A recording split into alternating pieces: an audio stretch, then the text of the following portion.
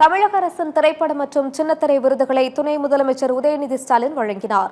2016ஆம் ஆண்டு முதல் 2022ஆம் ஆண்டுகளுக்கான தமிழ்நாடு அரசு திரைப்பட விருதுகள், 2014ஆம் ஆண்டு முதல் 2022ஆம் ஆண்டுகளுக்கான சின்னத்திரை விருதுகள், கல்வி ஆண்டுகளுக்கான தமிழ்நாடு அரசு எம்ஜிஆர் திரைப்பட மற்றும் தொலைக்காட்சி பயிற்சி நிறுவன மாணவர் விருதுகள் கடந்த மாதம் அறிவிக்கப்பட்டன.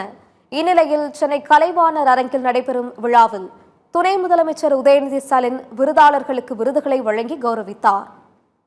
அதன் அடிப்படையில் நடிகர்கள் விஜய் சேதுபதி, கார்த்தி, தனுஷ், ஆர் பார்த்திபன், சூர்யா, ஆர்யா, விக்ரம் பிரபு ஆகியோருக்கு சிறந்த நடிகர்கள் விருதும், நடிகைகள் கீர்த்தி சுரேஷ், நயன்தாரா, ஜோதிகா, மஞ்சு வாரியர், அபர்ணா பாலமுரளி, லிஜோமோல் ஜோஸ் மற்றும் சாய் பல்லவிக்கு சிறந்த நடிகர்களுக்கான விருதும் வழங்கப்பட்டன.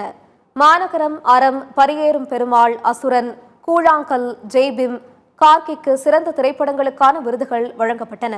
இதேபோல் சின்னத்திரை விருதுகளுக்காக சிறந்த நடிகர்கள், நடிகைகள் மற்றும் சிறந்த நெடுந்தொடர்களுக்கும் துணை முதலமைச்சர் உதயநிதி ஸ்டாலின் விருதுகளை வழங்கினார்.